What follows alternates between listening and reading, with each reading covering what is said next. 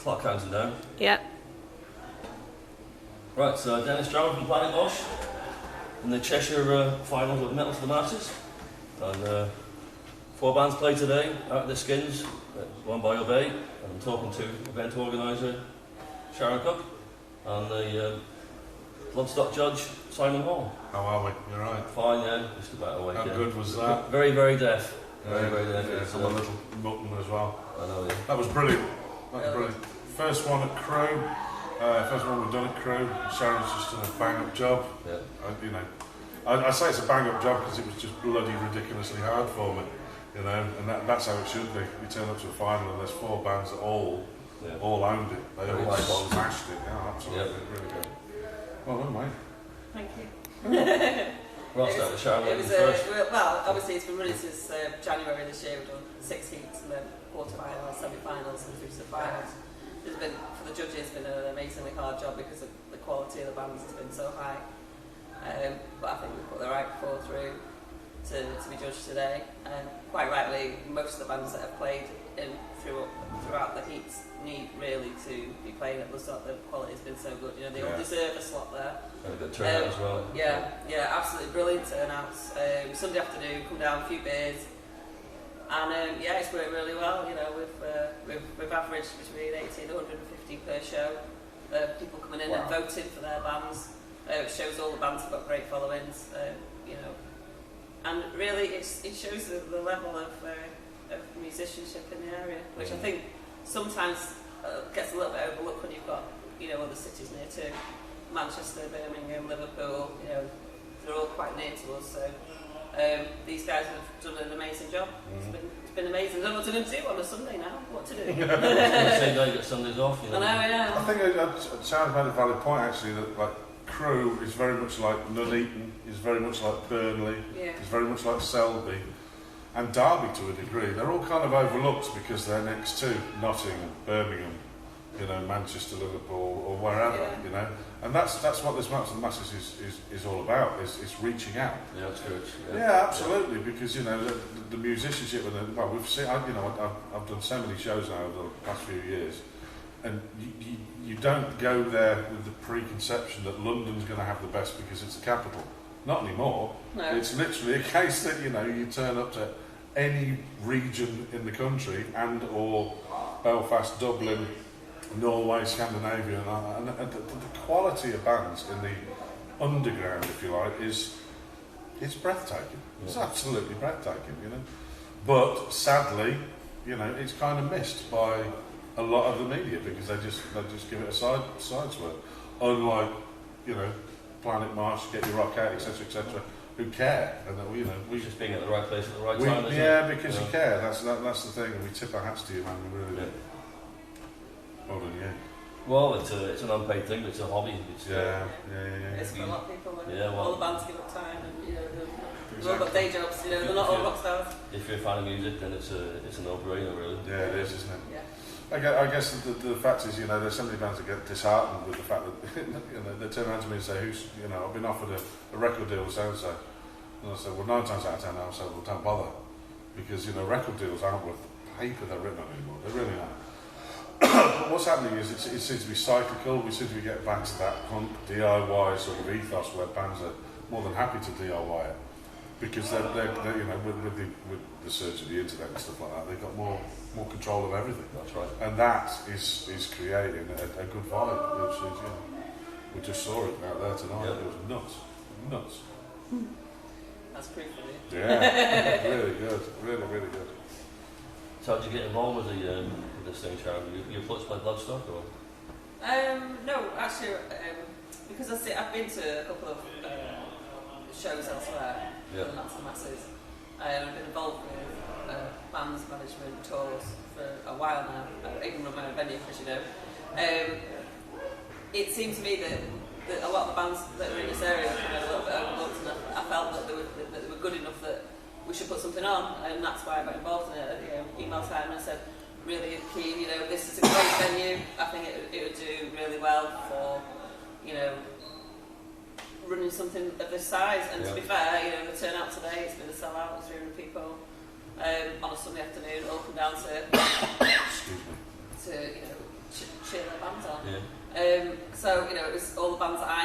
all the bands that some of the judges know, you know, have all come forward and you know, okay, Carry on. given up their time and you know, brought their music forward for people. And you know, even though people, you know, it's been down to 4 bands today. We've had 25 bands overall.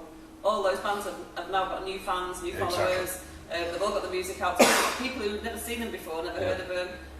Not all, you know, all different genres, all very good at what they do. And that's what it's about. It's all about networking, everybody working together.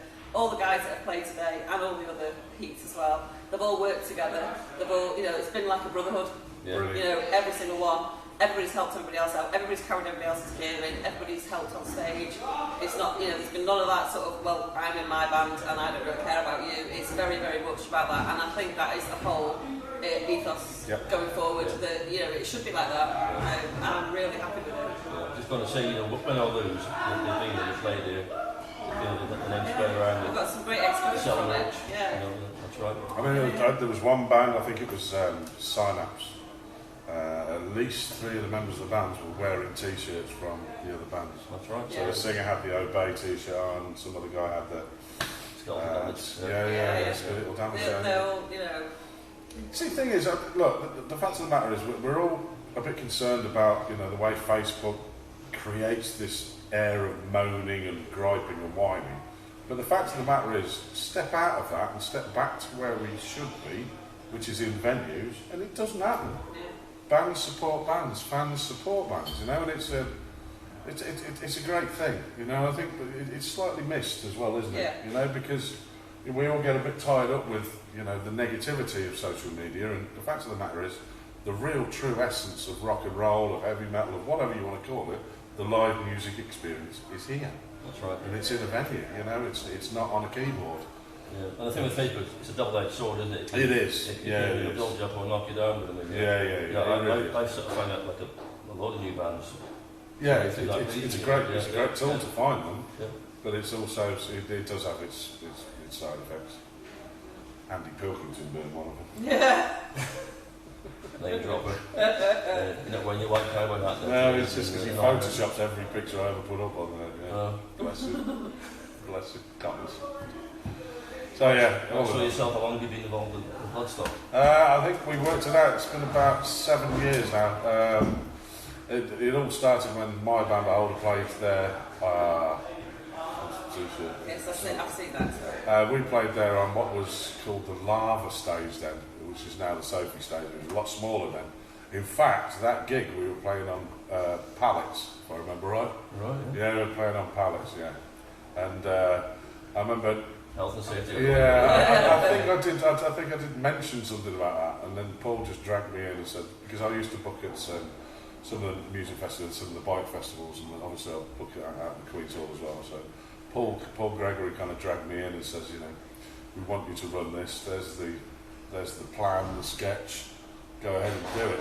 And I guess when I first started, if you think about it, sort of 7 years ago, it was on the back of all the rubbish of Battle of the Bands. If you remember, there was so much furore about pay to play. There was so much going on about text voting, and you know, there was so many platforms where scrupulous promoters were basically making a shitload of money and not caring about the music. You know, they've all died off. I don't know if you've noticed. They've all gone.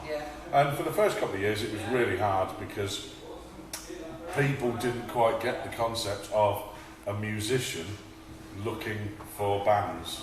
It was more about, well, look, we've brought 150 fans to this event, so surely we've won. And you know, it took a couple of years to say, actually, no, this isn't a battle of the fans, because if I wanted a battle of the fans, then I'd run something that really would just ruin the festival. It would actually crucify the festival. So, you know, it took a couple of years, but now we sold out on Friday in Glasgow. We sold out here tonight. We did really, really well in Belfast and Dublin, and obviously in Norway the other week as well. And look, you just, you know, you see the reaction of the people, and you know, you can't help but get emotionally tied in with it. It's just bloody brilliant. It's absolutely brilliant. And I think you get the younger fans. You know. Well, yeah, I guess that's one of the reasons why, you know, we've picked bands like Trivium, Within, and Zombie this year. Because we just know that if we can pull that younger element to the festival, and put them in the field for the weekend. They're all going to walk away, on the Monday morning and go, well, I've still got money in my pocket because the beer was reasonable. It took me 2 minutes to walk from one stage to another, and I felt like I was part of the family. If kids can get into that and get into that ethos of Bloodstock, Bloodstock's going to last forever. You know, as I say, it's the family thing is that you can walk around, you can see Paul and Vicky and Rachel. Yeah, exactly. And just say hello and that's it's beautiful, isn't it? It really is. And you usually see me running around with an earpiece and then you're just going, hi, but not actually saying anything to anyone because people are shouting in the ear. Or kite surfing.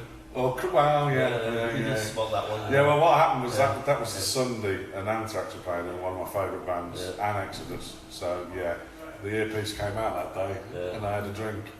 I said to my girlfriend, there's a few worried faces in security when you came over the top. Well, the fact is I've been carrying people over the top all bloody weekend, so I thought, right, I'm having some of that. Lost my holiday. Yeah, exactly, yeah, it's great. I mean, our big thanks to people like Sharon and to venues up and down the country for doing what they do, because they're the ones who put the legwork in. It's pretty easy. Well, I'd say it's easy. It's bloody terrifying. Well, you're travelling. Well, the travelling side of it is a bit grim, but if I can create some sort of time. Tesla club card for the petrol is not. I haven't actually. No, they keep asking me if I've got a Nectar card, and I'm like, really should get one of these things. Yeah. You got air miles, sir? I don't know. No idea. But it's great, and thanks for your support, and thanks for everybody's support for it, really.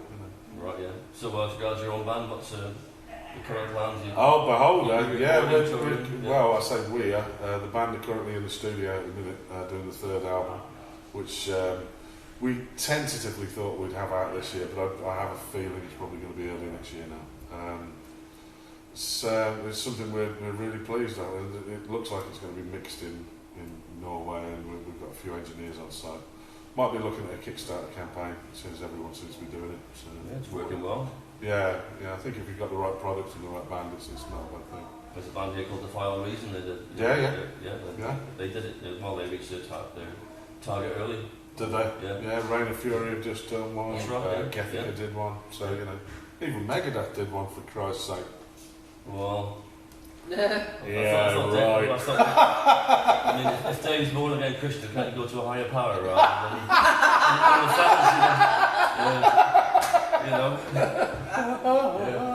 Oh, that's a brilliant answer, absolutely. Well, why did he ever need Kickstarter when he's got God? He could do a song of Holy Water that Holy Moors. Only Kickstarter. Yeah, it was a bit surprising to us. I never got that thing about when he couldn't play for a while. He sat in his hand and his nerves went. You remember that one? No. He apparently he fell asleep on his arm, and he like a possible retirement thing because he couldn't play for a while. Is that what he said? And then suddenly. Sure, it wasn't a stigmata. I don't know. That's a true story. I didn't realise that. He had a sabbatical. Yeah. Good old Dave. Yeah. Still writes a good song. He does, but he has his moments. I've always said, if Megadeth had a decent singer from day one, they'd be filling the arenas, wouldn't they? Yeah. But, his voice isn't acquired taste. I kind of like it. But I think it's a lead guitar to him, isn't it, really? Yeah. If you've got two extra strings. It's a noodle fest, I think. Right, cool beans. Thank you, man. Right, thank you for your time. Thanks. Brilliant day. Hello, Steve Dempsey. Wee little man, Oh, Steve's a good friend of mine. He's my IT expert. Go on. Who else did you sell? Steve Dempsey, the man that couldn't drink tap water. Still filming. He's my idol. He helps me up with all my reviews. I write them and he posts the board. Mighty fine photographer, that lad. Yeah. Done.